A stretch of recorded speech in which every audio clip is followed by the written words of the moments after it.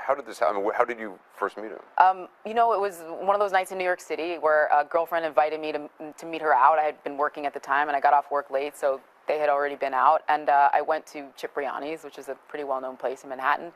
And it was a big table of people, and from all different, you know, walks of life, business people. And I sat in the empty seat, and Harvey Weinstein came up behind me and said, "I think you're in my seat." And I recognized him immediately, and I apologized. And he said, "No, no, no, stay there." And he pulled up a chair next to me, and we just, you know, began chatting. And he was very kind, really engaging. We talked about news. We talked about politics. This was 10 years ago, and at the time I was a local news anchor on, you know, News 12 Long Island, my hometown station, and I was just desperate to be taken seriously. And so a conversation like that with Harvey Weinstein was wildly flattering. Sure. And like I said, he was just really kind and charming and lovely. And when, you know, the night went on and we moved to a different venue, and he asked me, "Hey, I actually own this place. Would you like to see the restaurant and the kitchen downstairs?" I said, "Sure, why not?" I had no reason to believe, you know, anything mysterious was going on. Right, you're in a public place. We're in a public place. You know, there's plenty of people upstairs all chatting and drinking and enjoying themselves. So when we got downstairs, though, I thought it was going to be like this bustling kitchen with people screaming and, you know, plates shattering, and there was no one there. It was desolate.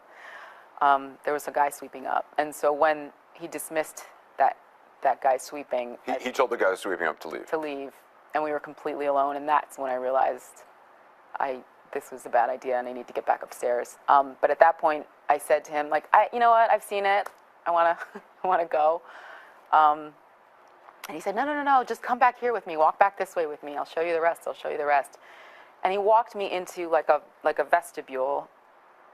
So it was a dead end, basically. And he stood in front of the doorway, and he tried to kiss me. And I said, I pulled away, and I told him I apologized. I wasn't interested, and I'm in a relationship, and I'm sorry, and kind of intimated, like, let's go back upstairs. And that's when he told me, you know, can you just stand there and be quiet? He actually said, just stand there and be quiet. Yeah. So that was a completely different person than the guy upstairs who was chatting and was friendly and was engaging and made me feel great, to can you just stand there and be quiet? And that's when I realized, I didn't know what was going to happen, but I knew something was about to happen. And what happened? He exposed himself, and he just began masturbating in front of me, and I just stood there kind of frozen.